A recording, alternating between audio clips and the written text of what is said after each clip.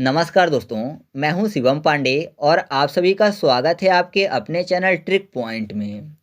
दोस्तों, आज हम लोग इस वीडियो में भारत में भित्ति चित्रकला को ट्रिक के माध्यम से और साथ ही साथ डिटेल में पढ़ने वाले हैं। तो आप इस वीडियो को शुरू से अंत तक जरूर देखिएगा, क्योंकि ये जो टॉपिक है सभी एग्जामों के लिए काफ़ी ज़्यादा महत्वपूर्ण है। तो देरी ना करते हुए चलिए इस वीडियो को शुरू करते हैं। तो सबसे पहले बात कर लेते हैं कि भित्ति चित्रकला होता क्या है। तो सीधा सा आप ऐसा समझिए कि ठोस संरचना की दीवारों पर की गई रचना भित्ति चित्र के रूप में संदर्भित की जाती है। मतलब जो ठोस संरचना की दीवारें हैं, पत्थरों की दीवारें, उन पर जो चित्रकारी की जाती है उसी को बोला जाता है भित्ति चित्र।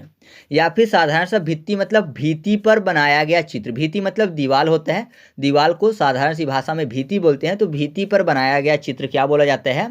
भित्ति चित्र बोला जाता है। भित्ति चित्र प्राचीन काल से ही भारत के अस्तित्व में रहे हैं।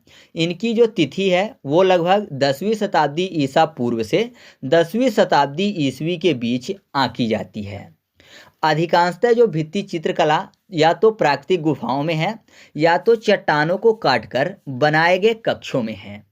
इन चित्रों में सबसे जो आम विषय है वो है हिंदू धर्म, बौद्ध धर्म व जैन धर्म।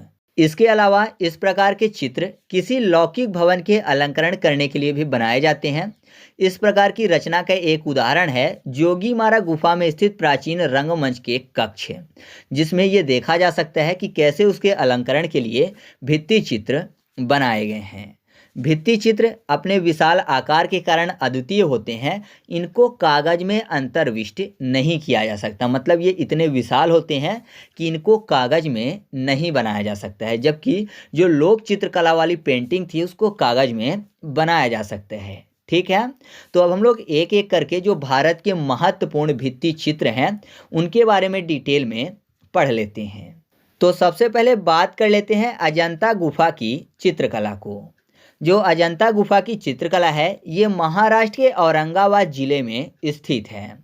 कैसे याद रखेंगे? अजंता को कर लेते हैं जनता, जनता की बात हो रही है, लोगों की बात हो रही है, और महाराष्ट्र को कर लेते हैं महान राष्ट्र। तो जाहिर सी बात है जो राष्ट्र महान होगा वहाँ पर सभी जनता जाना चाहेगी, क्योंकि वहाँ पर भ्रष्टाचार नहीं होगा, सभी के पास रोजगार होगा, लड़ाई झगड़ा नहीं होगा, आतंकवाद से संबंधित कोई मुद्दा नहीं होगा, ठीक है, गरीबी नहीं होगी। तो जाहिर सी बात है जो महान राष्ट्र होगा वहाँ पर सभी जनता जाना चाहेगी। तो जनता फॉर अजंता। तो याद रखिएगा अजंता की गुफा की जो चित्रकला है ये महाराष्ट्र के औरंगाबाद जिले में स्थित है। अजंता की गुफाओं को 4वीं शताब्दी ईस्वी में ज्वालामुखी चट्टानों को काटकर बनाया गया था। इसमें 29 गुफाओं का समूह सम्मिलित है, जिसे घोड़े की नाल के आकार में तराशा गया है। गुफा संख्या 9-10 के जो भित्ति चित्र हैं ये शुंग काल से संबंध रखते हैं, जबकि बाकी की जो गुफा है ये गुप्त काल से संबंध रखती है। गुफा नंबर 1-2 के जो चित्र हैं वो अजंता की गुफाओं में सबसे नवीन यानी सबसे नए जो चित्र हैं वो कौन से हैं? गुफा नंबर 1 और 2 के चित्र।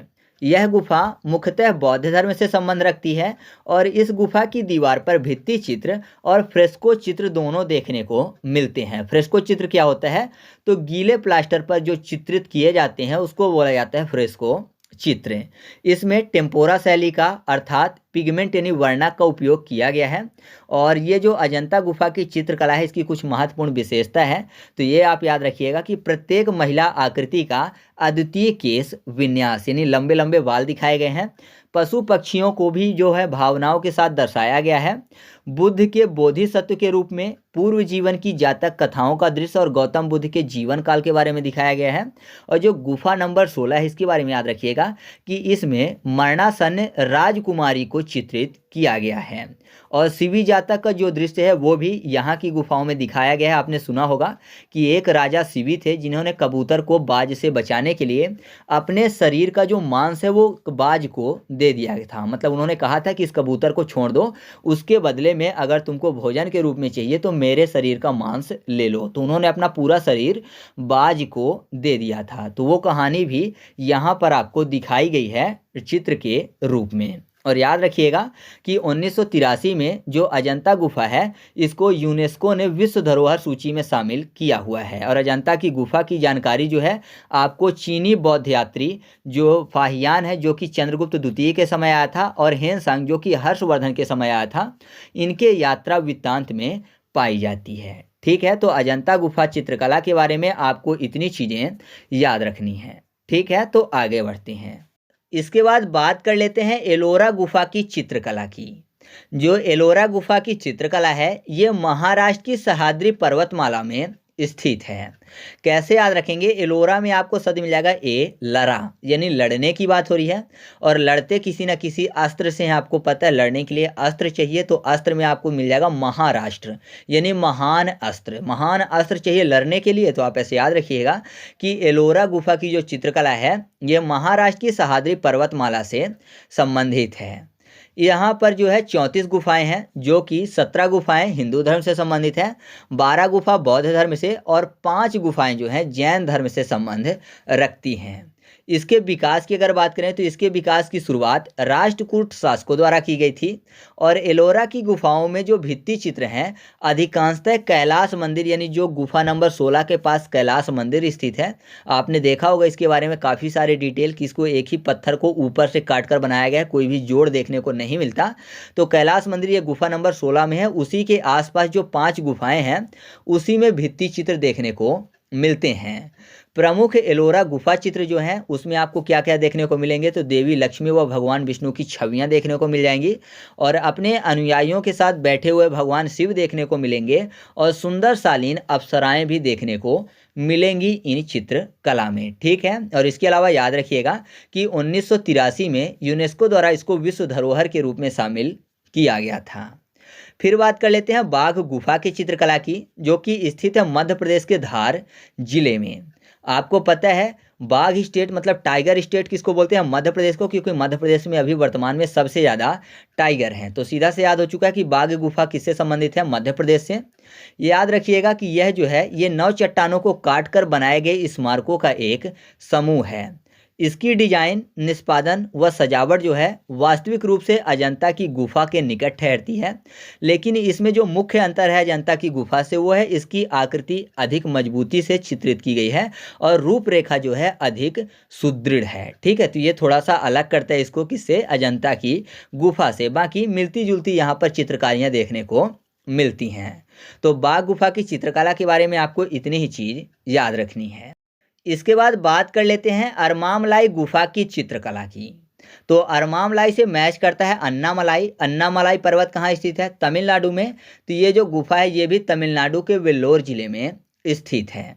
या फिर यहाँ पर देखिए मलाई शब्द ढूंढ लेते हैं और वेल्लोर में आपको बिल्ली शब्द मिल जाएगी, तो जाहिर सी बात है बिल्ली मलाई खा जाती है, तो आप ऐसे भी याद रख सकते हो। इन प्राकृतिक गुफाओं का 8वीं सदी में जैन मंदिरों के रूप में रूपांतरण किया गया था। दीवारों और छतों पर बने सुंदर रंगीन चित्र जो हैं वो अष्ट दिग्पालक यानी 8 दिशाओं की रक्षा करने वाले जो देवता हैं वह उनकी कहानी और जैन धर्म को दर्शाते हैं। ठीक है, तो याद रखिएगा कि यहाँ पर अष्ट दिग्पाल जो हैं उनके बारे में दीवारों में पेंट किया गया है।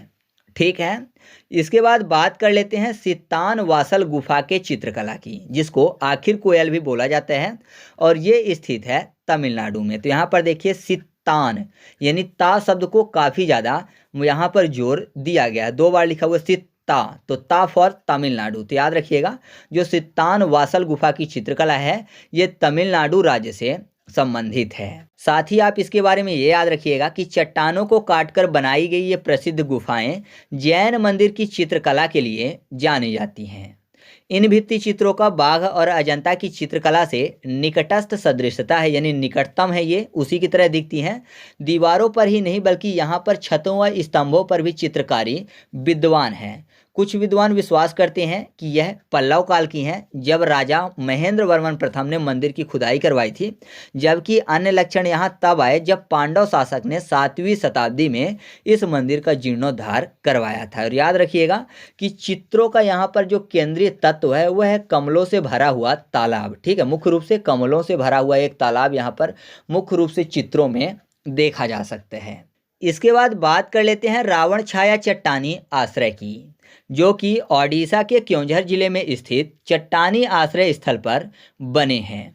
यह प्राचीन फ्रेस्को चित्र आधी खुली छतरी के आकार में है, मतलब ये आधी खुली हुई छतरी के आकार में देखने में लगते हैं। कैसे याद रखेंगे, ओडिशा में उड़ना शब्द मिल जाएगा। आपको पता है जो रावण था वो पुष्पक विमान से उड़ता था, तो जाहिर सी बात है उसकी छाया बस जमीन में देखने को मिलती थी, बाकी वो ऊपर उड़ जाता था। उड़ना फॉर ओडिशा। और याद रखिएगा कि यह माना जाता है कि यह जो आश्रय स्थल है ये शाही आखेट भवन की भांति काम में आता था। आखेट मतलब होता है शिकार, ठीक है, तो शिकार करने के काम में आता था। शाही लोग मतलब राजा लोग इसको शिकार करने के लिए उपयोग करते थे। और यहाँ पर सर्वाधिक उल्लेखनीय जो चित्र है वो है 7वीं सदी के एक शाही जुलूस का, मतलब उस चित्र में दिखाया गया कि एक शाही जुलूस निकल रहा है। और 11वीं सदी से संबंधित चोल काल की चित्रकला भी यहाँ पर अवशेष के रूप में महत्वपूर्ण दिखती है।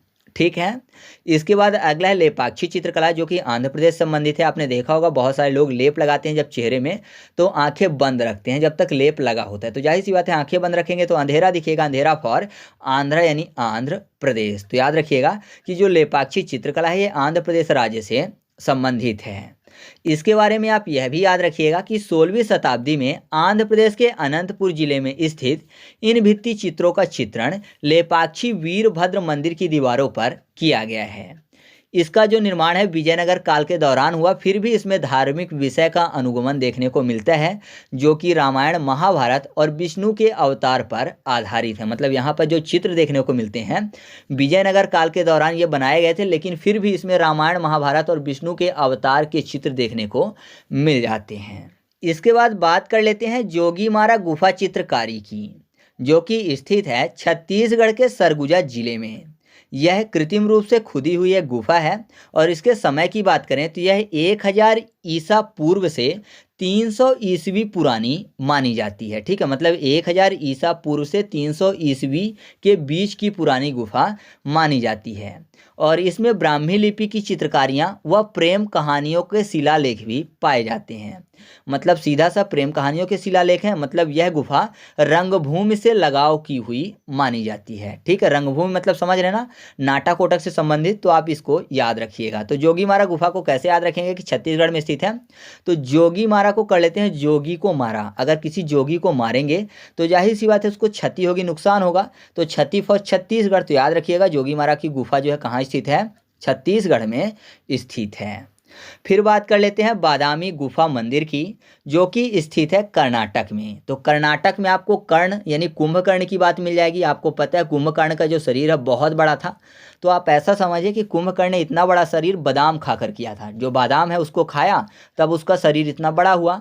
तो याद रखिएगा बादामी गुफा मंदिर जो है ये कर्नाटक राज्य में स्थित है। इसके बारे में आपको ये याद रखना है कि यह अपनी मूर्तियों के लिए प्रसिद्ध है, लेकिन इसमें सुंदर चित्र भी हैं। बादामी गुफाओं के जो भित्ति चित्र हैं इनमें मूल भव्यता व आकर्षण समाप्त हो गया है, लेकिन फिर भी वो अपने युग के लोगों की कलात्मक क्षमताओं की झलक दिखाती हैं। इसमें मुख्य रूप से आपको एक चीज़ यह याद रखना है कि यहाँ के भित्ति चित्रों में चतुर्भुज ब्रह्मा को हंस पर बैठा दिखाया गया है। ठीक है, तो इस तरीके से जो महत्वपूर्ण भित्ति चित्र थे उनको हम लोगों ने एक एक करके देखा। अब एक और चीज़ महत्वपूर्ण है, वो है भीमबेटका शैल चित्र। यह शैल चित्र है, ना कि भित्ति चित्र। शैल चित्र मतलब पत्थर पर बना हुआ चित्र, और भित्ति चित्र मतलब दीवार पर बना हुआ चित्र। ठीक है, तो ये महत्वपूर्ण है एग्जाम के लिए, तो इसको भी हम लोग देख लेते हैं। जो भीमबेटका शैल चित्र है यानी पत्थर पर बना हुआ चित्र है, ये मध्य प्रदेश के रायसेन जिले में स्थित है। इसलिए इसको भीमबेटका बोला जाता है, क्योंकि यह माना जाता है कि ये जो चित्र है पत्थर पर बना हुआ ये महाभारत काल के भीम से संबंधित है। ठीक है, इस कारण इसको क्या बोला जाता है, भीमबेटका शैल चित्र। कैसे याद रखेंगे, भीम है तो जाहिर सी बात है आपने देखा होगा भीम काफ़ी ज़्यादा राशन लेते थे। राशन मतलब भोजन लेते थे, तो राशन फॉर रायसेन, तो आप ऐसे याद रखिएगा कि ये रायसेन जिले से संबंधित है। इसके बारे में आपको दो चीज़ें याद रखनी है कि 2003 में इसको यूनेस्को द्वारा विश्व विरासत की सूची में शामिल किया गया था, और इसकी खोज विष्णु श्रीधर वाकड़कर द्वारा 1957-58 में की गई थी। ठीक है, तो इस तरीके से अपना ये वीडियो कंप्लीट हुआ। आपको वीडियो कैसा लगा कमेंट करके बताइएगा। वीडियो अच्छा लगा तो लाइक कर दीजिएगा और दोस्तों के साथ भी शेयर कर दीजिएगा। तो चलिए मिलते हैं अगले वीडियो में, तब तक के लिए जय हिंद।